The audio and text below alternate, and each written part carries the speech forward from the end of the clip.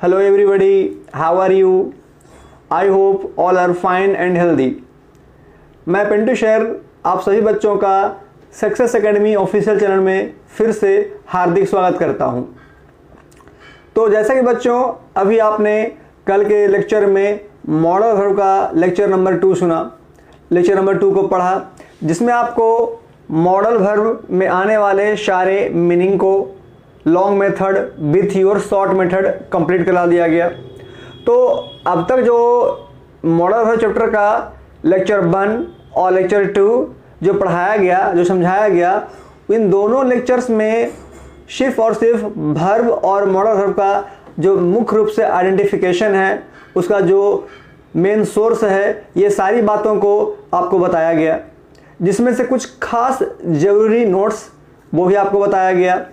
तो वैसे बच्चे जिनका मॉडल वर्ब का लेक्चर 1 या लेक्चर 2 छूट चुका है, वो पहले घर पे मेरे वीडियो को देख करके उसे कंप्लीट करें, ताकि आज का जो ये लेक्चर होने वाला है नंबर 3, इसमें से क्या बताया जाएगा और आगे क्या पढ़ना है, ये सारी बातों की जानकारी आपको क्लियरली मिल सके।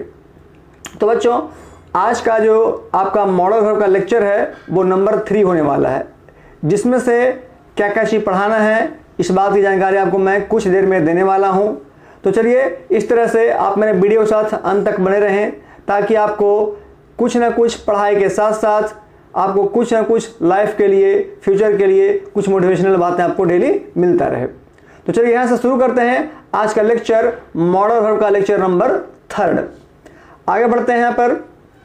तो सबसे पहले मॉडल वर्ब में आज का क्या कंटेंट है, क्या पढ़ना है, इस बात के ऊपर जरा विशेष ध्यान दें। तो आज क्या पढ़ना है इस बात की जानकारी मैं आपको पहले बता दूं कि आज के आपका जो पहला कंटेंट है, इस पहला कंटेंट में आपको पढ़ना है marginal. Okay, MARGINAL, marginal auxiliary verb. ये हुआ पहला टॉपिक आज का। दूसरा टॉपिक आ जाइए। दूसरा टॉपिक में हो गया आपका शॉर्ट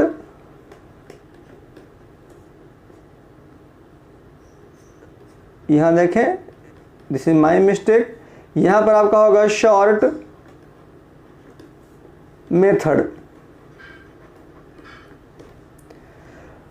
तो आज के इस लेक्चर में आपको मुख्य रूप से 2 कंटेंट पढ़ाने हैं, जिसमें से पहला कंटेंट आपका हो गया मार्जिनल ऑक्सिलरी वर्ब और दूसरा कंटेंट हो गया शॉर्ट मेथड ऑफ वर्ब्स। तो जरा ध्यान दें, मैं चलता हूं जरा previous class lecture number 1, lecture number 2 की ओर थोड़ा सा आपको रिकैप बता देता हूं कि वैसे बच्चे जिनका छूट चुका है या जो नहीं समझ पाए हैं, मैं फिर से रिकैप कर देता हूं। आपको स्टार्टिंग किया गया चैप्टर के नाम से मॉडल वर्ब, लेकिन आपने ध्यान दिए होंगे कि आपको लेक्चर 1 में मॉडल वर्ब का नाम कहीं पर नहीं लिया गया होगा, ना ही लिखा गया होगा, सिर्फ हेडिंग को छोड़ करके। तो लेक्चर 1 में मैंने आपको बताया कि verb is the main root या main source of modal verb और ऑक्सिलरी वर्ब, जबकि लेक्चर 2 में आपको बताया गया कि टाइप्स ऑफ वर्ब को 2 अलग अलग पार्ट, नंबर 1 लेक्सिकल और नंबर 2 ऑक्सिलरी में डिवाइड किया गया। लेक्सिकल क्या है, लेक्सिकल डेफिनेशन क्या है, इसका दूसरा नाम क्या है, इसका डेफिनेशन के साथ साथ इसका एग्जाम्पल भी आपको क्लियरली बता दिया गया है। और यही बता दिया गया है कि लेक्सिकल का मुख्य रूप से यूज हम टेंस और टाइम एंड डेस में करते हैं, जो मैंने आपको पहले भी पढ़ा चुका हूं। उसके अलावा हम वर्ब के दूसरे पार्ट की बात करते हैं ऑक्सिलरी वर्ब का, यानी सहायक क्रिया, जिसको हम हेल्पिंग वर्ब भी कह सकते हैं। तो इसमें मैंने आपको पढ़ाया कि वो 3 तरह के पार्ट में बटे होते हैं। नंबर 1 प्राइमरी ऑक्सिलरी वर्ब, जिसमें आपको to do, to have, to do और बी पढ़ना है। दूसरा पार्ट आपका हो गया मॉडल ऑक्सिलरी वर्ब, जो हमारा मेन चैप्टर का कंटेंट है, मेन हेडिंग है। तो मॉडल ऑक्सिलरी वर्ब के नाम से ही हेडिंग क्या बन गया है, मॉडल वर्ब। और तीसरे कंटेंट की बात करते हैं तो उसका नाम क्या लिखा था मैंने जी, आपको पिछले क्लास में नाम लिखाया था मार्जिनल ऑक्सिलरी वर्ब। तो प्रीवियस क्लास में आपको प्राइमरी ऑक्सिलरी वर्ब का सारा डिटेल्स, एग्जाम्पल समझा दिया गया विथ योर लॉन्ग मेथड। उसके बाद नंबर 2 था आपका मॉडल ऑक्सिलरी वर्ब, उसमें भी आपको सारा चीज़ लिख कर करके, हिंदी कर करके विथ योर एग्जाम्पल समझा दिया गया। साथ में कुछ नोट्स भी था, जैसे मॉडल प्लस V1, ये बातें भी मैंने आपको बता दिया। साथ में यही बताया था कल के लेक्चर में कि किसी भी मॉडल का V2, V3, V4, V5 नहीं बनता है। जैसे मान लो मस्ट है, तो मस्ट का मस्टिंग या मस्ट में ED या मस्ट में S या ES ये सब नहीं लगता है।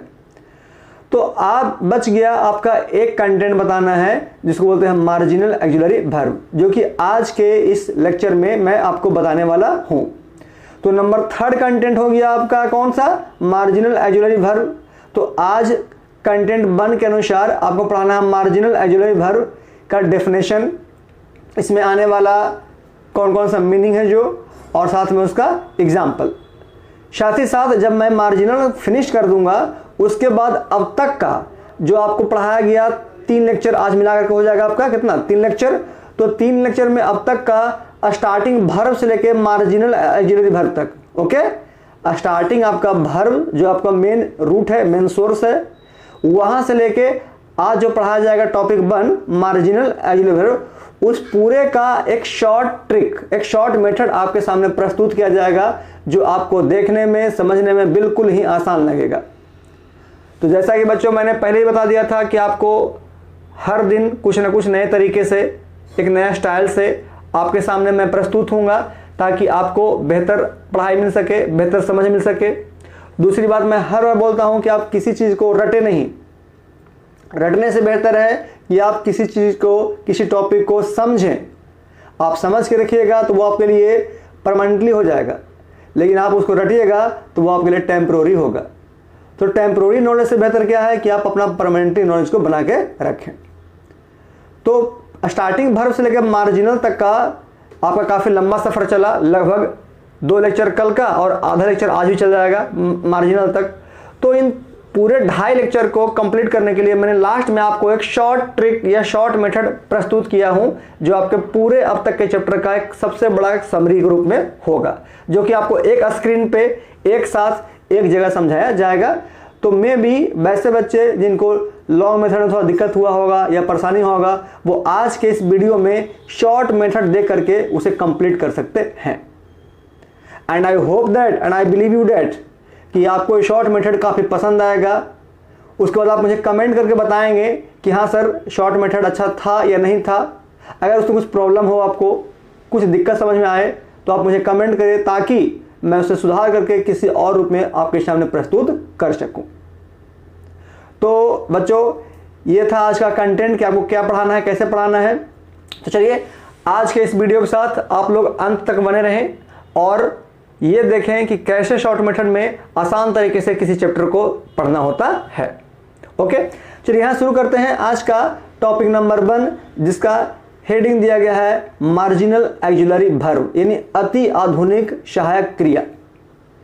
मॉडल मतलब होता है आधुनिक, जो कि मिडिल इंग्लिश ग्रामर में यूज किया जाता था, और आज का जो चल रहा है हमारा लाइफ, जो मुख्य रूप से स्पोकन स्किल्स, स्पोकन इंग्लिश के अनुसार चलता है, तो उसमें बहुत सारे वर्ड्स में मार्जिनल ऑक्सिलरी वर्ब का प्रयोग किया जाता है।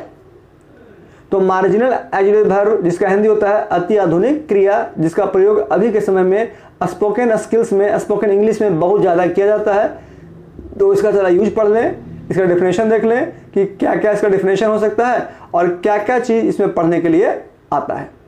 तो चलिए बच्चों, यहाँ से शुरू करते हैं हम आज का टॉपिक नंबर 1 और ऑक्सिलरी वर्ब का topic number 3, marginal auxiliary verb, यानी अति आधुनिक सहायक क्रिया। चलिए यहाँ पर देखें, यहाँ पर आपका दिया गया है हेडिंग में सबसे पहले नंबर 3 मार्जिनल ऑक्सिलरी वर्ब। चलिए यहाँ पर येलो जो आपको पेन है मेरा येलो कलर का, शायद आपको दिखने में परेशानी हो रही होगी। चलिए मैं आपको पहले यहाँ पर पेन चेंज कर देता हूँ, कि पेन चेंज करने के बाद मैं आपको बताता हूँ। चलिए आपका क्लिक हो गया पेन पे, कौन सा कलर ले लूँ। चलिए मैं आपको फिलहाल आज ले लेता हूँ रेड, आपको रेड स्क्रीन पर अच्छा दिखेगा। चलिए बच्चे, हम लोग का जब पेन का कलर है वो क्या हो गया, रेड। हाँ ध्यान दें, यहाँ पर नंबर 3 जिसका नाम क्या दिया गया, मार्जिनल ऑक्सिलरी वर्ब, यानी अति आधुनिक सहायक क्रिया। तो पहले हम इसके डेफिनेशन की बात करते हैं, क्योंकि किसी भी चीज़ को पढ़ने, उसे क्वेश्चन बनाने, प्रैक्टिस करने से पहले ये जरूरी होता है कि उसका जो मुख्य रूप से उसका मेन सोर्स है उसका डेफिनेशन क्या है, क्योंकि बिना डेफिनेशन के हम आगे बढ़ नहीं सकते हैं।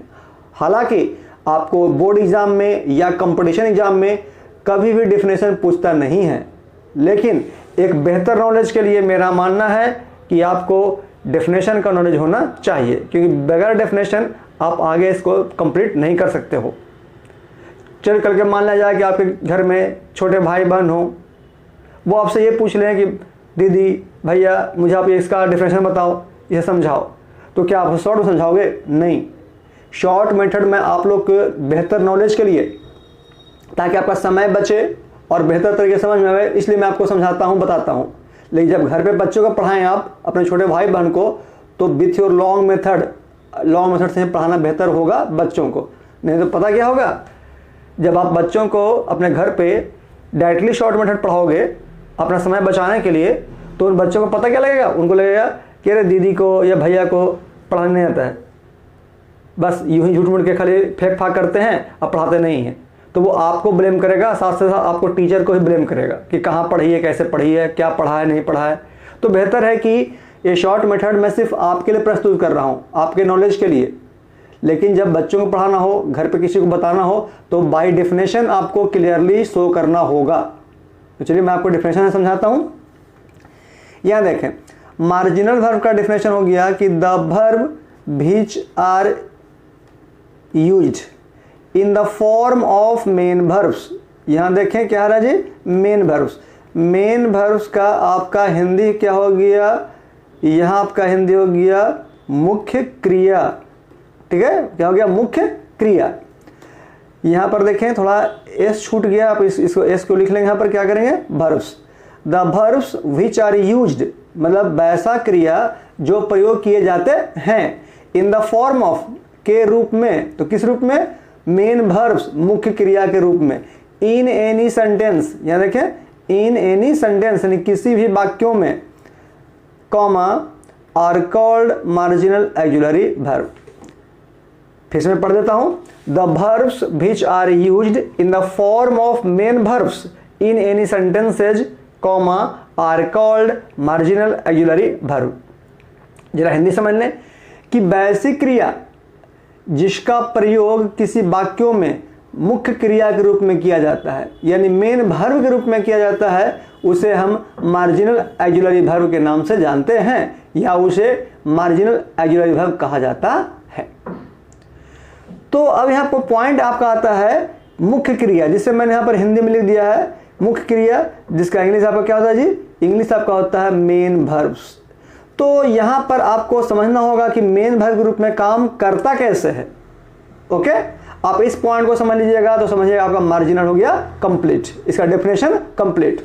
तो समझिए, आपको मैंने टेंस में पढ़ाया कि ही गोज, सपोज दैट, एक छोटा सा एग्जांपल, ही गोज किसका है जी, प्रेजेंट के डेफिनेट का। क्या वहां पर ही इज गो, ठीक है, ही इज गो लिखना सही होगा? नहीं ना। चलिए मैं आपको लिख के बताता हूं कि कैसे समझना है इसी वर्ब को। जो अगर आप सहायक क्रिया के सहायता से आप ये बनाते हैं कि ही इज गो, सिर्फ गो, आईएनजी नहीं, गो V1 के फॉर्म में, तो ये जो सेंटेंस है आपका क्या है, पूरी तरह से गलत है। तो जब इसको में दो ऑप्शन है सुधारने का, यहां पर अगर सुधारते हैं तो पहला ऑप्शन क्या आपका होगा जी, कि अगर इज रखना है, अगर इज रखना है तो according to tense and according to lexical verb आपको गो जो है वो किस रूप में आ जाएगा, गोइंग के रूप में। तो ये जो वर्ड आपका क्या हो जाएगा, सही हो जाएगा।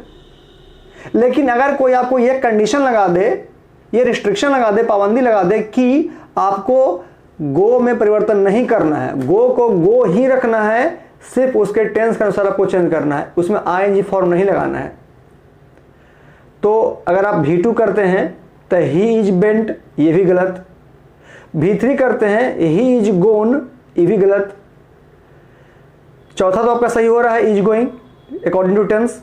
लेकिन पांचवा फॉर्म यूज करते हैं आप कि ही इज गोज, ये भी गलत। तो आपका पास लास्ट ऑप्शन बचता है इस तरह से कि आप सही कैसे करेंगे। तो इसका सही आपका हो जाएगा ही, और डायरेक्टली क्या करना है जी, यहां करना है गोज। तो तो ये जो आपका फॉर्म है वो क्या है, बिल्कुल सही है। तो यहाँ क्या देखें कि गो का प्रयोग जो है किस रूप में किया गया है, तो डायरेक्टली मेन वर्ब के रूप में किया गया है। या अगर आप लिखते हैं ही बेंट देयर, वह वहां गया, तो बेंट क्या हो गया जी, गो का V2 हो गया, तो वही क्या आपका मेन फॉर्म यूज किया गया है। तो उसी तरह से हम यहां पर पढ़ेंगे मार्जिनल के बारे में, कि मार्जिनल में जो मीनिंग यूज किए जाते हैं वो डायरेक्टली सेंटेंस में आपके सहायक क्रिया नहीं बल्कि मेन वर्ब के रूप में यूज किए जाते हैं।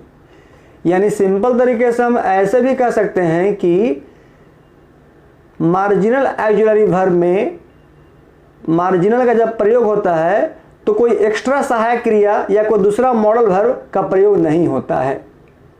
डायरेक्टली जो मार्जिनल है उसी को हम वर्ब के रूप में प्रस्तुत करते हैं जो मेन वर्ब के रूप में जाना जाता है।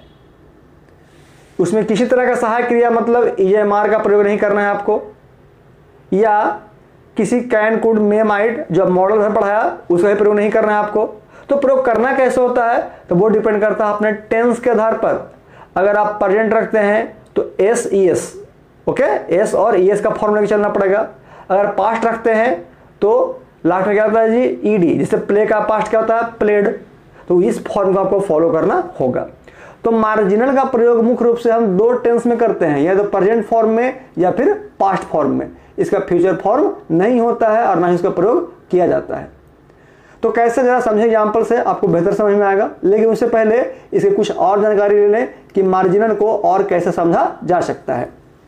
यहाँ देखें, जो आपको यहाँ पर स्टार्स दे करके समझाने की कोशिश कर रहा हूं कि marginal auxiliary verb is also मतलब VALSO also known, okay, known नहीं पढ़ना है, क्या पढ़ना है, known as semi modal verb. यानी मार्जिनल का एक नाम और होता है जिसे आप सेमी मॉडल वर्ब के नाम से भी पुकार सकते हैं। तो सेमी मतलब क्या हो गया, सेमी मतलब यहाँ पर सेंटीमीटर में समझिएगा, ओके। सेमी का मतलब हो गया हाफ, यानी आधा। यानी आधा इसको हम मॉडल में भी रख सकते हैं और आधा इसको हम मार्जिनल में भी रख सकते हैं। That is known as semi modal verb. तो सेमी मॉडल वर्ब इसका नाम है, लेकिन मुख्य रूप से इसे हम मार्जिनल के नाम से ही जानते हैं। आप भी उसी नाम से इसको पुकारेंगे, मार्जिनल ऑक्सिलरी वर्ब। चलिए आगे आइए। यहां देखिए नंबर 2 में लिखा गया है नीड। नीड का हिंदी क्या होता है, जब मैं पढ़ाऊंगा उसमें, चलिए मैं अभी बताता हूं। नीड मतलब होता है जरूरत या आवश्यकता, ओके। दूसरा मीनिंग दिया गया आपका डेयर, हिम्मत करना या साहस करना। अक्सर आप लोग फिल्मों में, टीवी पर, सीरियल में सुनते होंगे कि जब गुंडे, माइंड मत कीजिएगा, जो रियलिटी में बताता हूं एक एज ए फिल्म, बस एक फिल्म के रूप में, कि जब हीरोइन कहीं जा रही होती है, कहीं पर कुछ कर रही होती है, तो गुंडे आगे छेड़ते हैं, तो क्या कहा जाता है जी, डोंट टच मी। लेकिन साथ ही साथ आप कभी कभी ये भी सुनते होंगे कि how dare you touch me, ठीक है, how dare you to touch me, तुम्हारी हिम्मत कैसे हुई मुझे छूने की। ये अक्सर आप सुनते रहते होंगे। तो यहाँ पर जो मैं फिल्म की बात कर रहा हूँ, हीरो का, हीरोइन का या गुंडे का, वो मैं सिर्फ आपको समझाने के लिए, यहाँ कोई गलत इरादा नहीं है, बस आपको समझाने के लिए आपको बताया जा रहा है कि अक्सर फिल्मों में ऐसा दिखाया जाता है कि how dare you to touch me. ये हीरोइन अपने गुंडों से, या फिल्मों में ऐसा सुनने को मिलता है कि क्या बोलती है कि how dare you to touch me, मतलब तुम्हें मुझे छूने की हिम्मत कैसे हुई। तो यहाँ पर समझे कि डेयर का मतलब क्या होगा जी, हिम्मत करना या साहस करना। दो मीनिंग। एक लास्ट मीनिंग आ जाइए, यूज्ड टू। ये टू साथ में लगा हुआ है, ये अलग नहीं है, क्या है, यूज्ड टू मतलब होता है पुराना काम को फिर से याद करना, यानी पास्ट हैबिट को, जिसका हिंदी होता है या करता था। या मतलब वर्ब प्लस या करता था, जैसे पढ़ना, तो पढ़ना या करता था या पढ़ा करता था, तो पढ़ा करता था। तो जाना प्लस या करता था, तो जाना या करता था नहीं, बल्कि जाया करता था। तो यूज्ड टू का प्रयोग या करता था के रूप में होता है, लेकिन अपने साथ वर्ब लगाने के बाद। तो यहां पर क्या देखें, तीन meaning, need, dare and used to are marginal verb. यानी जिस तरह से मैंने पढ़ाया आपको कि प्राइमरी में कुछ अलग चीज पढ़ना है, मॉडल में कुछ अलग चीज पढ़ना है, उसी तरह से मार्जिनल में मात्र तीन मीनिंग। कौन कौन आपका हो गया, डेयर, नीड और यूज टू, ये तीन मीनिंग को हम क्या बोलते हैं जी, मार्जिनल ऑक्सिलरी वर्ब। तो मार्जिनल में बस यही तीन मीनिंग है जो अभी लेटेस्ट के रूप में स्पोकन इंग्लिश में बहुत ज़्यादा प्रयोग किया जाता है, और इससे बहुत सारे ट्रांसलेशन भी बनाए जाते हैं, जिसको मैं आपको जब पढ़ाऊँगा तो आपको काफ़ी इंटरेस्टिंग वाला यहाँ पर आपको ट्रांसलेशन बनाने के लिए दिया जाएगा। इसी कारण मैं बोलता हूँ कि मेरे क्लास में आपको कुछ ना कुछ इंटरेस्टिंग बातें हर रोज़ होती रहेगी, चाहे वो ग्रामर का पार्ट हो या फिर बुक का पार्ट हो। तो चलिए हम आगे चलते हैं टॉपिक की ओर कि आपका क्या हो गया जी, नीड, डेयर और यूज टू, ये तीन मीनिंग। ध्यान दें कितना मीनिंग आपका हो गया, पहला हो गया नीड, दूसरा आपका हो गया डेयर, और तीसरा क्या हो गया, यूज टू। ध्यान देंगे TO2, ये तीन मीनिंग आपको क्या कहलाता है, मार्जिनल ऑक्सिलरी वर्ब। जरा समझे एग्जाम्पल देख रहे हैं पहला में कि I do not dare to go there. Hindi क्या हो गया कि मुझे वहां जाने की हिम्मत नहीं है, या मैं वहां जाने की हिम्मत या साहस नहीं करता हूं। डू नॉट मतलब कौन सा टेंस, प्रेजेंट का इंडेफिनिट, आपको याद होगा। अब समझिए यहां पर कि यहां पर डू का प्रयोग क्यों किया गया। ओके, डू का प्रयोग क्यों किया गया। मैं डायरेक्टली ये भी कर सकता था, या फिर आपके मन में एक ख्याल आ रहा होगा कि क्यों ना सर ऐसा लिख दिए कि I dare not to go there. ठीक है, I dare not to go there. तो बच्चों यहां पर डेयर का प्रयोग डायरेक्टली इसलिए नहीं किया गया क्योंकि मैंने पहले बताया अभी कि डेयर हो, नीड हो या यूज टू हो, इसका प्रयोग हम डायरेक्टली सहायक क्रिया या मॉडल ग्रुप में नहीं करते हैं, बल्कि जब भी करते हैं तो मेन वर्ब यानी मुख्य क्रिया के रूप में करते हैं, तब जाके ये मार्जिनल के रूप में प्रयोग किया जाता है। तो मुख्य क्रिया के रूप में करते कैसे हैं, तो ये चीज मैं आपको टेंस में पढ़ा चुका हूं, लेकिन जिन बच्चों का छूट चुका है वो फिर से यहां पर समझ ले, मैं दोबारा समझाने की कोशिश करता हूं। यहां देखें इस एग्जाम्पल को, चलिए पहले आप टेंस के रूप में समझिए, तब आपको मॉडल समझ में आएगा। क्यों, देखिए बच्चों मैं आपको एक बात की इंफॉर्मेशन फिर से देता हूं, जो मैं पहले बताया था फिर बताता हूं कि बिना टेंस, टाइम एंड टेंस चलिए कुछ दिक्कत नहीं है, वो नहीं भी रहेगा तो चलेगा, लेकिन टेंस, बगैर टेंस के आप 11th का या 12th का इंग्लिश ग्रामर आप नहीं पढ़ सकते हो। जो नॉलेज मैं आपको देना चाहता हूँ, एक स्ट्रॉन्ग नॉलेज, कि जब भी आप पढ़ के मेरे क्लास से निकले, चाहे मेरा ऑफलाइन क्लास हो या ऑनलाइन क्लास हो, आप फ्यूचर में कहीं भी हो, किसी पोस्ट पर जॉब क्यों नहीं कर रहे हो, कम से कम मेरा नाम आप जरूर लें कि हाँ मैंने पिंटू सर से इंग्लिश ग्रामर में अब तक बहुत कुछ सीखा है, पिंटू सर के माध्यम से आपको बहुत कुछ सिखाया गया है। मैं ये चाहता हूँ कि आप जहाँ भी जॉब कर रहे हो, कहीं भी प्राइवेट सेक्टर में हो, गवर्नमेंटल सेक्टर में हो या किसी डिपार्टमेंट में हो, वहाँ पर आप मेरा नाम लें। कब, जब आपको कुछ सीखने को मिले तब। तो ये बात मैं आपको इसलिए बताता हूँ क्योंकि अगर आप अंग्रेजी ग्रामर से जुड़ते हैं तो आपको टेंस का नॉलेज एकदम हाउ यानी होना चाहिए, क्योंकि बगैर टेंस आप 11th का या 12th का कुछ चैप्टर जो है वो तो टेंस से रिलेटेड नहीं है, लेकिन 90% जो चैप्टर्स हैं 11th का 12th का, ये आगे फ्यूचर में आपको कंपटीशन का वो बिना टेंस के कंप्लीट नहीं होने वाले हैं। जैसे मैं ये पढ़ाऊंगा मॉडल वर्ब, तो इसमें जब मार्जिनल पढ़ाऊंगा पूरा डिटेल्स में, यूज का प्रयोग कहाँ होता है, डेयर कहाँ होता है, नीड कहाँ होता है, वहां पर आप देखिएगा कि हाँ आपको टेंस का यूज आता है कि नहीं, तब आप बोलिएगा कि हाँ पिंटू सर आप गलत बोले या सही बोले। आप पिछले चैप्टर पढ़े वॉइस, तो वॉइस का जो आधा चैप्टर था, स्टार्टिंग का आधा चैप्टर, उसमें गौर किए होंगे कि बिना टेंस के आपको क्वेश्चन नहीं बन रहा होगा। उसी तरह से मैं आपको पढ़ाऊंगा नॉन फिनाइट चैप्टर, सिंटैक्स पढ़ाऊंगा, या फिर सबसे स्पेशलिस्ट नरेशन, तो आपको बिना टेंस के नरेशन में भी एक क्वेश्चन बनने नहीं जा रहा है। तो बच्चों अभी भी आपके पास टाइम है कि जिन बच्चों का टेंस कम से कम कंप्लीट नहीं है वो घर पे मेरे पुराने वीडियो को देखें, उसे पढ़ें, समझें और क्वेश्चन बनाने की कोशिश करें कि टेंस क्या होता है, टेंस में क्या पैटर्न होते हैं, कैसे क्वेश्चन को डील किया जाता है। बाकी कुछ प्रॉब्लम होता है तो उसके लिए मैं अभी हूं, आप मुझसे कांटेक्ट करें, उसमें आप जो प्रॉब्लम होगा आपको सॉल्व किया जाएगा। तो पहले आप टेंस कंप्लीट करें, जिन बच्चों का छूट चुका है वो, या फिर जिसका दिक्कत है वो। चलिए यहां समझाते हैं हम टेंस के माध्यम से। टेंस के माध्यम से मैं ये समझाना चाहता हूं कि अगर क्वेश्चन को ऐसे दे दिया जाए कि आई प्ले, सपोज दैट, एक सिंपल सा क्वेश्चन क्या होगा जी, आई प्ले, तो आई प्ले किस टेंस का हो गया, प्रेजेंट के डेफिनिट का। क्या आई यहां पर आई इज प्ले या आई एम प्ले है, नहीं है, जैसा कि मैंने आपको यहाँ पर बताया, अभी तुरंत बताया कि ही इज गो, जैसा ऊपर में आपको दिखा गया, यहाँ देखिए यहाँ पर आपका क्या है, ही इज गो, गलत है। तो उसी तरह से आई प्ले यहाँ पर क्या है, सही है, लेकिन यह है आपका अफर्मेटिव फॉर्म में। और यहाँ देखिए अभी जो मैं एग्जाम्पल नंबर 1 यहाँ पर दे रहा हूँ, जो पहला एग्जाम्पल दिया वो क्या आपका दिया, निगेटिव फॉर्म में। चलिए इसको छोड़िए, पहले आप टेंस की ओर आइए। यहाँ आई प्ले अफर्मेटिव फॉर्म है। जिन बच्चों का याद होगा तुरंत दिमाग में आ गया होगा कि इसका निगेटिव क्या होगा जी, तो निगेटिव इसका हो जाएगा आई डू नॉट, और साथ में क्या आ जाएगा, प्ले। तो आप सोचिए कि मैंने यहाँ प्ले कहाँ से लाया और डू कहाँ से आया। तो प्ले में डू ऑलरेडी छिपा रहता है, जिसको मैंने निगेटिव में आइडेंटिफाई करके लिखना शो कर दिया। जबकि जो पहला स्ट्रक्चर यहाँ पर लिखे आई प्ले, इसमें डू छिपा हुआ है, लेकिन अफर्मेटिव होने के वजह से डू को लिखना नहीं पड़ा।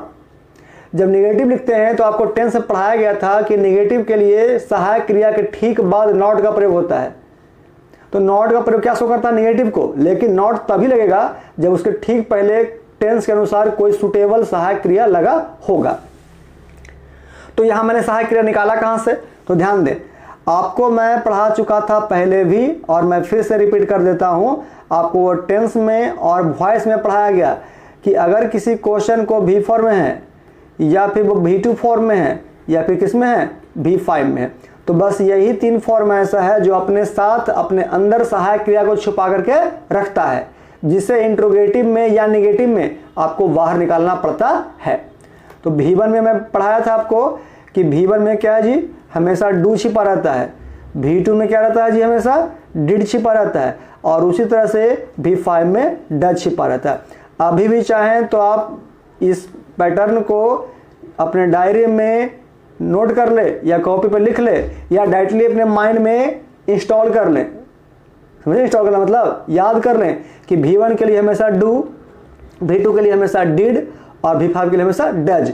ये 3 चीज आपको हर चैप्टर में परेशानी देगा। छोटी सी पैटर्न है लेकिन काफी इंपॉर्टेंट पैटर्न है। तो ये 3 सहायक क्रिया ऑलरेडी V1 में, V2 में, V5 में सेट रहता है, जिसको निगेटिव फॉर्म बनाते समय या इंट्रोगेटिव बनाते समय निकालना पड़ता है। जैसा मैंने यहाँ पर एग्जाम्पल में किया कि इस प्ले से क्या निकाल दिया जी, डू को, और साथ में क्या लगा दिया, नॉट। तो सेंटेंस क्या बन गया, आई डू नॉट प्ले, मतलब मैं नहीं खेलता हूं। अब यही पैटर्न को मैंने यहां यूज किया कि अगर हम डायरेक्टली लिखते हैं डेयर, तो डेयर कौन सा फॉर्म हो गया, V1, क्योंकि डेयर एक मेन वर्ब है, क्योंकि डेयर का हिंदी क्या होता है, हिम्मत करना या साहस करना। तो डेयर V1 हो गया। तो यहां देखिए V1 के लिए क्या मैंने बताया, डू, अकॉर्डिंग टू यहां पर क्या कर दिया मैंने, डू नॉट। हाँ, अगर क्वेश्चन डेयर्स रहता तो क्या आता बाहर, डज निकलता बाहर V5 के रूप में। तो क्या हो गया, I do not dare to go there. तो यहां देखिए, यहां जो डेयर है ना, वो किस रूप में आ गया जी, V1 के फॉर्म में, जो मुख्य रूप में काम कर रहा है, मुख्य वर्ब के रूप में काम कर रहा है, अर्थात क्या कहलाया, मार्जिनल ऑक्सिलरी वर्ब। अब तो क्लियर। चलिए, अभी भी क्लियर नहीं हुआ, आगे देखिए एग्जाम्पल नंबर 2 में आ जाइए। कह रहा है ही नीड्स माई हेल्प। जैसे भी आप देखें यहाँ पर, आपको यहाँ पर लिखा गया, तुरंत लिखा, मैंने बताया, यहाँ देखें जिसे मैं अंडरलाइन कर रहा हूँ, ही गोज, देख रहे हैं अपना स्क्रीन पर ना, ही गोज। तो यहाँ जो गोज आपका है वो कौन सा फॉर्म है जी, V5 है ना, V5। तो किस रूप में आया है, सहायक क्रिया ग्रुप में, या मॉडल ग्रुप में, या मेन वर्ब ग्रुप में। तो आपका आंसर क्या होगा, मेन वर्ब के रूप में। तो मेन वर्ब का V2, V3, V4, V5 ये सब बनता है, लेकिन किसी भी सहायक क्रिया का या मॉडल का कोई दूसरा रूप नहीं बनता है। इसी बात को मैं समझाना चाहता हूं कि मार्जिनल का प्रयोग जब भी होगा तो वर्ब के फॉर्म या तो V1 में, या V2 में, या V5 में होगा। समझें, इसी बात को समझाना चाहता हूं। देखिए, तो यहां पर क्या हो गया, जिस तरह से आपने किया ही गोज, वह खेलता है, उसी तरह से क्या हुआ कि ही नीड्स, ही सिंगुलर था, इसी कारण नीड में क्या लग गया जी, एस लग गया। तो नीड होता है V1, तो नीड में लग गया एस, तो क्या बन गया V5। जिस तरह से गो में लगता है ना गोज, तो क्या होता है V5, उसी तरह नीड में क्या लग गया, नीड्स, तो बन गया V5। तो किस रूप में आ गया, मेन वर्ब के रूप में। माई हेल्प, यानी ही नीड्स माई हेल्प का हिंदी क्या हो गया, उसे मेरी सहायता की जरूरत पड़ती है या आवश्यकता पड़ती है। तो किस रूप में आ गया, मार्जिनल ऑक्सिलरी वर्ब के मेन रूप में। अब इसी का नेगेटिव बनाते हैं, सपोज दैट इसी का बनाना नेगेटिव हमको, तो क्या हो जाएगा बच्चों, ही डज नॉट नीड, होगा ना, समझ रहे हैं डज कैसे आया। तो देखिए ध्यान से फिर से कि नीड्स है V5 है, तो V5 के अनुसार हम डज कर सकते हैं बाहर, तो आंसर क्या हो जाएगा इसका, he does not need, NEED need my help. Number तीसरा देखें एग्जाम्पल, तीसरा हम कर रहा है यू यूज टू। ध्यान देंगे कि यूज के साथ टू ऑटोमेटिकली लग जाता है हमेशा, क्योंकि इसका मीनिंग होता है यूज्ड टू। अब देखिए USE, यूज क्या हो गया, प्रयोग करना, जो कि आपका V1 है, और यूज में लगा दिया डी, तो क्या बन गया जी, यूज्ड, यानी किस रूप में आ गया, V2, अर्थात पास्ट में आ गया। साथ में क्या लगता है आपके साथ, टू, तो यूज में टू नहीं लगता, लेकिन यूज्ड में टू लगता है। ओके, और आपको पढ़ाया था मैंने आपको रूल नंबर 14, वॉइस का रूल नंबर 14 या 15, शायद 15, कंफर्म 15, रूल 15 में पढ़ाया गया था कि पैसिव वॉइस ऑफ इन्फिनिटिव अर्थात 2 + V1, तो वही पैटर्न आपको यहाँ लागू करना है, क्योंकि वहां पर मैंने आपको क्लियरली समझा दिया था कि 2 के साथ V1 का प्रयोग होता है हर हाल में और हर कंडीशन में। तो देखो, तो यहाँ पर 2 के बाद क्या आ गया, वर्क, तो वर्क यहाँ पर किस रूप में है जी, तो वर्क यहाँ पर V1 में, तो 2 + V1 अप्लाई होगा क्या, इन्फिनिटिव, लेकिन यूज्ड के साथ हमेशा क्या रहता है, 2। लास्ट में क्या आ गया, हार्ड। तो क्वेश्चन क्या बन गया, you used to work hard, यानी तुम कठिन परिश्रम किया करते थे, किया करते हो नहीं, किया करते थे, क्योंकि यूज मतलब प्रेजेंट और यूज में लग गया डी, तो क्या बन गया, पास्ट, तो किसमें चल गया, पास्ट इंडेफिनिट टेंस में, तो हो गया तुम कठिन परिश्रम किया करते थे, यानी पास्ट हैबिट को शो करता है। तो ये सब क्या हो गया आपका मार्जिनल ऑक्सिलरी वर्ब। तो यहाँ देखें तीनों एग्जाम्पल में, पहला में डेयर, दूसरा में नीड्स और तीसरा में यूज टू, ये क्या है आपका तीनों मार्जिनल ऑक्सिलरी वर्ब के रूप में काम कर रहा है, क्योंकि तीनों सेंटेंस में खुद वो मेन वर्ब का काम करता है, ना कि ऑक्सिलरी और ना ही मॉडल। लेकिन पहला एग्जाम्पल में देखें कि डू को बाहर किया गया है, तो ऐसा मत समझें कि डू यहाँ पर काम कर रहा है किस रूप में, मेन वर्ब के रूप में, क्योंकि डू आपका क्या है जी, प्राइमरी ऑक्सिलरी वर्ब है। आ रहा समझ ना, तो इस तरह से क्या है आपको यहाँ पर मार्जिनल के बारे में जानकारी लेनी है। तो बच्चों ये था आज का आपका कंटेंट नंबर 1, या कह सकते हैं topic number 1, marginal auxiliary verb. तो चलिए मैं आपको ले जाता हूँ बैक पेज की ओर।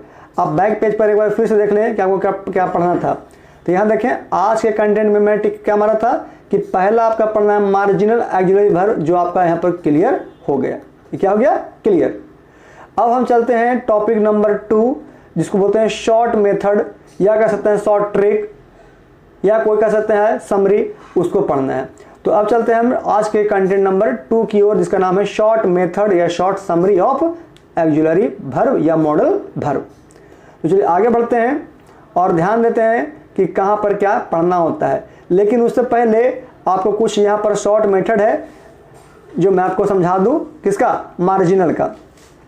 मार्जिनल में जैसे यहाँ पर देखें, अगर आप यूज करते हैं सपोज दैट नीड, एक हो गया आपका, दूसरा क्या हो जाएगा जी, नीडेड, यहाँ पर डी लग जाएगा तो क्या हो जाएगा, नीडेड, और तीसरा जो आपका हो जाएगा नीड्स। उसी तरह से यहाँ पर आ जाएं, अगर आप यूज करते हैं क्या, डेयर, तो दूसरा क्या आपका हो जाएगा जी, डेयर्ड, DARED, यहाँ पर ई लिखा गया है, ओके। और जो तीसरा क्या होगा वो आपका हो जाएगा डेयर्स। इन खास बात पर इस पर ध्यान देना चाहता हूँ, उसके बाद मैं शुरू करता हूँ शॉर्ट मेथड को। यहाँ देखें आपका जो नीड और डेयर हो गया, ये मुख्य रूप से अगर देखा जाए तो यहाँ पर किस रूप में आया है, V1 के फॉर्म में। नीडेड या डेयर्ड ये जो आया है आपको किस रूप में, V2 के रूप में। और नीड्स और डेयर्स ये जो आया है वो मुख्य रूप से V5 के रूप में। तो यहाँ से आपको एक जानकारी और मिली, खास पॉइंट ये है कि नीड का या डेयर का कभी भी V3 या V4 नहीं बनता है। हाँ, एक मीनिंग होता है डेयरिंग, आप सुनते हो साउथ की मूवी में डेयरिंग बाज होता है, DARING डेयरिंग, तब वो यहाँ पर वर्ब नहीं है, वो किसी और रूप में काम करता है, जो बन जाता है आपका एडजेक्टिव। उसमें ING लगा हुआ है, लेकिन वो V4 के रूप में काम नहीं करता है, बल्कि एक एडजेक्टिव रूप में काम करता है, तो वो अलग मीनिंग हो गया। लेकिन मैं यहाँ पर चर्चा किसका कर रहा हूँ, वर्ब का, ना कि एडजेक्टिव का, ओके। तो ये आपका यूज हो गया किस रूप में, एक हो गया आपको V1, V2, V5। कभी भी इसका V4 क्या कभी देखें लिखा हुआ नीडिंग, या डेयरिंग तो होता है लेकिन एडिटिव रूप में होता है, लेकिन नीडिंग नहीं होता है। अगर हम बात करते हैं इसका V3, तो नीडेड V3 भी देखने में लगता है और डेयर्ड भी क्या लगता है देखना है V3, लेकिन V3 अपने साथ क्या लगाता है, सहायक क्रिया। लेकिन मैंने क्या बताया कि सहायक क्रिया के साथ इसका प्रयोग करना ही नहीं है, तो ऑप्शन क्या बचा आपके पास, V2 यानी पास्ट का इंडेफिनिट। ओके, जैसे आई प्लेड पास्ट इंडेफिनिट और आई हैव प्लेड ये प्रेजेंट परफेक्ट। तो प्लेड यहाँ पर V2 भी होता है, V3 भी होता है, लेकिन अगर बिना सहायक क्रिया के लगाते हैं तो V2 और सहायक क्रिया के साथ लगाते हैं तो V3। ठीक उसी तरह से नीडेड और डेयर्ड V2 भी V3 भी हो सकता है, लेकिन अगर सहायक क्रिया के साथ लगाते हैं तो ये सेंटेंस ही गलत हो जाएगा, स्ट्रक्चर ही गलत हो जाएगा। तो एक लास्ट ऑप्शन क्या बचा, बिना सहायक क्रिया के साथ, तो किस रूप में आ गया जी, V2 ग्रुप में। अर्थात डेयर्ड और नीडेड इन दोनों को हम हमेशा क्या मानेंगे, V2 मानेंगे, ना कि V3 मानेंगे। यहां पर इसी बात की जानकारी आपको मेन सीखनी है, जिसमें से आपको अगर इसका यूज करते हैं तो आपको क्या निकालना पड़ेगा, डू। इसको यूज करते हैं तो क्या करना पड़ेगा जी, इसके लिए सहायक क्रिया डिड, और अगर इसको फॉलो करते हैं तो इसके लिए क्या आ जाएगा, डज। तो डू डज डिड आपको तब निकालना है जब सेंटेंस आपको निगेटिव में हो या इंट्रोगेटिव में हो। ओके, निगेटिव और इंट्रोगेटिव, अफर्मेटिव में कभी नहीं। अफर्मेटिव में जैसे मैंने यहाँ पर लिखा ऊपर में नीड, नीडेड, नीड्स, उसी तरह से करना है डेयर, डेयर्स और डेयर्ड। अब एक बच गया आपका यूज्ड टू। ध्यान दें यहाँ पर, समझे इसको साइड में, इसको भी मैं समझा देता हूँ।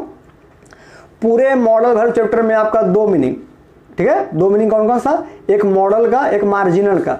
तो मॉडल का क्या था जी, आपको दिखाए थे मॉडल में कल के चैप्टर में, कल के क्लास में आउट, और आज दिखाए मार्जिनल में आपका क्या, यूज्ड। देखो तो यू हो गया यूएसई, V1 हो गया, और उसी में लग गया डी, तो क्या बन गया, V2 यानी पास्ट में चला गया।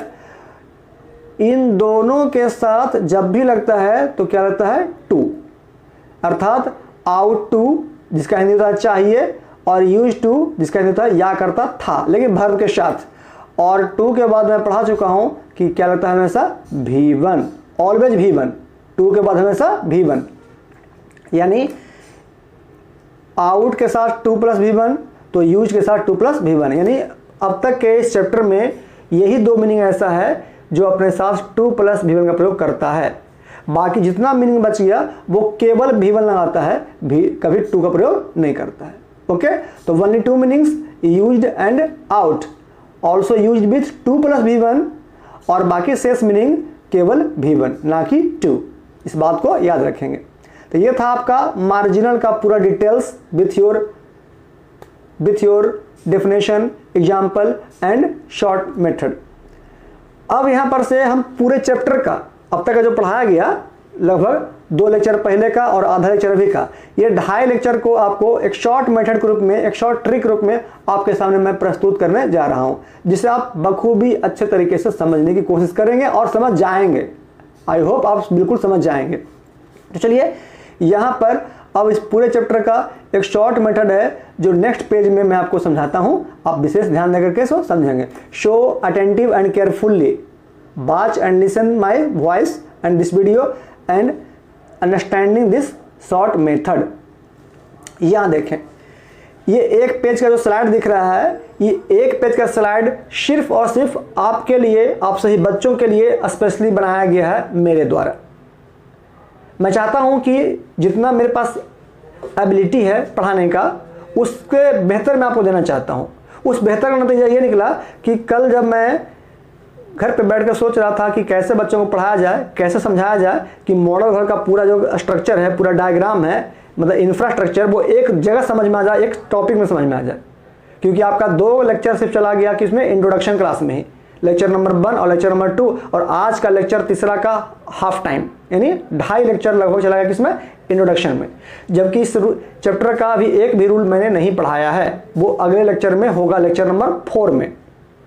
लेकिन फिलहाल इस पूरे डायग्राम को, पूरे इंफ्रास्ट्रक्चर को समझने के लिए मैंने आपके लिए यहाँ पर एक छोटा सा डायग्राम बना के प्रस्तुत किया है, जो आपको काफ़ी बेहतर लगेगा और काफ़ी हद तक मॉडल वर्ब को समझने में सहायता करेगा। तो चलिए शुरू करते हैं। यहाँ पर ध्यान दीजिए, आपका जो मेन रूट हो गया वो क्या हो गया जी, आपका मेन रूट हो गया वर्ब, यानी वर्ब आपका मेन जड़ हो गया, जहाँ से आपको कहाँ कहाँ क्या तना होता है, शाखा, ब्रांचेज जैसे पेड़ देखते हैं कि मेन आपका पेड़ हो गया ये, तो पेड़ में यहाँ से सब क्या निकलता है शाखा। तो हर शाखा का अपना डिपार्टमेंट होता है, अपना अपना वैल्यू होता है। उसी तरह से यहाँ पर मॉडल वर्ब में verb is the main root of the chapter. उस चैप्टर में कौन कौन सी शाखाएं हैं, वो कितना दूर तक फैला हुआ है, किसका क्या ब्रांच है, वो अभी मैं आपको यहाँ पर समझाता हूँ। देखिए वर्ब को बांटा गया दो पार्ट में। यहाँ देखिए पहला हो गया आपका लेक्सिकल और इधर देखिए दूसरा हो गया एक्जुलरी। अब आपके मन में लग रहा होगा कि सर आप उल्टा क्यों लिखें कि पहले आप कर दिया एक्जुलरी बाद में कर दिया लेक्सिकल। तो मैं बताता हूँ रीज़न। आप यहाँ पर देख रहे हैं, यहाँ देखें, यहाँ पर जहाँ पर मैं फिलहाल अभी सर्कल कर रहा हूँ, ये जो सर्कल है आपको जहाँ पर मेरा फोटो लगा रहता है, तो फोटो लगने के वजह से वहाँ पर मैं अगर लिखता एक्जुलरी को तो मेरे फोटो के कारण आपका एक्जुलरी जो पार्ट दिख रहा है इतना पूरा स्क्रीन पे, ये पूरा पार्ट आपको क्या होता है, कवर्ड हो जाता है, मतलब ढक जाता। इसी कारण मैंने क्या किया कि इससे पैटर्न को थोड़ा सा चेंजिंग किया। तो ये कोई बड़ी बात है नहीं, आप उतना समझदार हो कि आप ऐसा समझ सकते हो। चलिए देखिए, तो क्या हुआ कि वर्ब को बांटा गया आपके दो पार्ट में। पहला पार्ट हो गया लेक्सिकल और दूसरा पार्ट हो गया एक्जुलरी। तो चलिए हम पहले बात करते हैं लेक्सिकल का। लेक्सिकल में एक होता है V1, V2, V3, V4, V5, यानी इसको कह सकते हैं all main verbs. Okay, all main verbs मतलब क्या कि वर्ब का कोई भी 5 रूप। तो मैं पढ़ाया था कि लेक्सिकल को हम क्या बोलते हैं जी, सिंपल वर्ब या जनरल वर्ब। तो लेक्सिकल में क्या है कि वर्ब के किसी भी रूप को हम क्या बोलते हैं, लेक्सिकल कहते हैं। वो यहाँ पर आपको शो किया गया है किस रूप में, V1, V2, V3, V4 और V5 के रूप में। यहाँ पर क्या हो गया, गो, वेंट, गोन, गोइंग और गोज। ये पांचों रूप में से किसी एक रूप को या पांचों रूप को हम क्या बोलते हैं, lexical. This is the first part of your verb. अब आते हैं पार्ट नंबर 2 की ओर, जिसका नाम क्या है, एक्जुलरी। तो मैं पढ़ाया था कि एक्जुलरी को 3 पार्ट में बांटा गया है। वो कौन कौन, मैं शो कर देता हूं। यहां पर सबसे पहला आपका हो गया प्राइमरी, यहां पर आ गया नंबर 2 मॉडल और नंबर 3 देखें मार्जिनल। अब तो क्लियर हो रहा है, फिर से मैं समझिए यहाँ पर ही आपका, यहाँ पर मैं बताता हूँ, ये आपका हो गया जो रेड पेन से कर रहा हूँ डॉट, ये आपका क्या हो गया, पहला नंबर प्राइमरी, दूसरा क्या हो गया मॉडल और तीसरा क्या हो गया मार्जिनल। जब प्राइमरी में पढ़ते हैं तो प्राइमरी में आपको 3 चीज पढ़ना होता है जी। पहला है टू डू, दूसरा है टू हैव और तीसरा है टू बी। तो टू डू में क्या आ गया आपका 3 मीनिंग, डू, डज और डिड। टू हैव में क्या आ गया, हैज, हैव, हैड और हैविंग। और टू बी में क्या आ गया, तो पहले is, am, are, was, were, उसके साथ बी, बीन और बीइंग। यानी कहने का मतलब आप देखें फाइनली कैलकुलेशन, 3 बड़े मीनिंग यहाँ पर आ गया जी। यहाँ कितना आ गया, 4 आ गया और यहाँ देखें 5, 3, 8 आ गया। यानी 8, 4, 12 और 12, 3 कितना आ गया 15। ये 15 मीनिंग आपको कहाँ पढ़ना है, ये 15 मीनिंग आपको पढ़ना होता है किसमें, प्राइमरी एक्जुलरी वर्ब में। इस पॉइंट को याद रखेंगे ताकि आपको जब पढ़ाया जाएगा बाद में, एक चैप्टर आपका है क्वेश्चन टैग, वहां पर आपको काफी हेल्प मिलेगा इसकी सहायता से। ओके, ये 15 मीनिंग याद रखेंगे। अब पार्ट 2 की बात करते हैं मॉडल। तो मॉडल में देखें कुल मिलाकर के एक आपका हो गया can, could, may, might, shall, should, will, would, ought to और मस्ट। तो यहाँ काउंट कर लें, 1, 2, 3, 4, 5, 6, 7, 8, 9 और 10। यानी यहाँ पर हम देखते हैं तो कुल कितना मीनिंग मेरा हो गया जी, यहाँ पर हो गया टोटल 10। मार्जिनल की बात करते हैं तो मार्जिनल में केवल और केवल कितना आता है 3। यानी अब यह हो गया आपका इंफ्रास्ट्रक्चर तैयार। तैयार क्या हो गया कि एक्जुलरी वर्ब को बांटा गया 3 पार्ट में। पहला पार्ट प्राइमरी, तो प्राइमरी में आपको आता है कुल 15 मीनिंग, जिसमें से टू डू में 3 मीनिंग, टू हैव में 4 मीनिंग और टू बी में 8 मीनिंग। तो कितना हो गया ये 8, 4, 12, 3, 15। यानी 15 मीनिंग आपको जो है, जो 15 सहायक क्रिया है वो प्राइमरी कहलाता है। उसके बाद आइए मॉडल में, तो कैन, कुड, मे, माइट, ये सब क्या है, टोटल 10 मीनिंग है।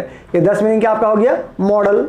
और लास्ट का बचा यूज्ड, टू, नीड और डेयर, ये 3 मीनिंग, ये किसका हो गया मार्जिनल का।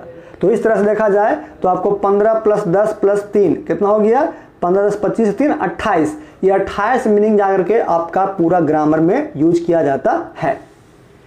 तो स्टार्टिंग का 15 जो प्राइमरी है वो टेंस और टाइम एंड टेंस, बाकी सब चैप्टर में। बाकी 10 मॉडल का और 3 मार्जिनल का, वो मुख्य रूप से इस चैप्टर में जो मैं आपको पढ़ा रहा हूँ मॉडल वर्ब। बाकी लेक्सिकल का प्रयोग तो आप हर चैप्टर में आप कर सकते हैं बेझिझक अकॉर्डिंग टू टेंस। तो बच्चों ये था आज का आपका लेक्चर मॉडल वर्ब का, जिसमें आपको सारा पैटर्न को एक सिलसिलेवार ढंग से, एक सिस्टम से, एक सजा करके एक साथ यहाँ पर शॉर्ट मेथड में प्रस्तुत किया गया है, जिसे आपने काफ़ी बेहतर तरीके से सीखने की कोशिश की होगी। और नहीं समझ में आता तो आप इस वीडियो को 2 बार 3 बार घर पर देखें तो आपको समझ में आ जाएगा। बाकी उसके बाद तो मैं आपके लिए हूँ कि आपको कैसे समझना है। आप मुझसे ज्वाइन कर सकते हैं, मुझसे बात कर सकते हैं, मैसेज करें, आपको जो प्रॉब्लम होगा वो सॉल्व किया जाएगा। तो बच्चों ये था आज का आपका लेक्चर नंबर 3। लेक्चर नंबर 4 में कल से शुरू होगा आपका मॉडल वर्ब का रूल्स, स्ट्रक्चर और क्वेश्चन, कि कैसे क्वेश्चन को बनाना होता है, चाहे वो ट्रांसलेशन हो या फिल इन द ब्लैंक शो। तो कल का वीडियो, कल का क्लास आपके लिए और ज़्यादा बेहतर और ज़्यादा इंटरेस्टिंग होने वाला है, क्योंकि कल से मॉडल वर्ब का जो मेन रूल है वो शुरू होने वाला है। लेकिन उससे पहले आपको लेक्चर 1 2 3 आपको कंप्लीट कर लेना होगा। जिन बच्चों को अभी तक कंप्लीट नहीं हुआ है वो फिर से मेरे वीडियो को मॉडल वर्ब का लेक्चर नंबर 1, लेक्चर नंबर 2 और आज का सबसे इंपॉर्टेंट लेक्चर नंबर 3, ये 3 पार्ट को अवश्य देखें और उसे अपने दोस्तों के बीच में लाइक करें, शेयर करें, सब्सक्राइब करें, ताकि आपके साथ साथ मेरा नाम भी कुछ आगे की ओर बढ़ सके। क्योंकि गुरु का नाम, शिक्षक का नाम तब होता है जब स्टूडेंट कुछ बेहतर करके दिखाते हैं तब।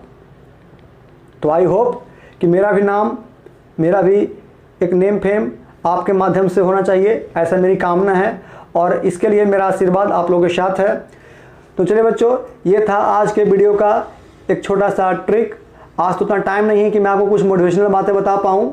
हाँ, अगर टाइम मिलेगा तो इसके बाद मैं आपको जो 7 बजे से पढ़ाऊँगा लाइव क्लास बुक का, तो बुक वाले पार्ट में आपको कुछ टाइम निकाल करके आपको कुछ मोटिवेशनल बातें बताने की कोशिश करूँगा। आसपास से चैप्टर लंबा चला गया समझाने के चक्कर में, तो आज का क्लास बस यहीं ड्रॉप करता हूँ। और इस वीडियो को देखने के लिए thank you, that's all and goodbye. आप क्या करें, मेरे वीडियो को लाइक करें, शेयर करें और सब्सक्राइब करें। जब तक के लिए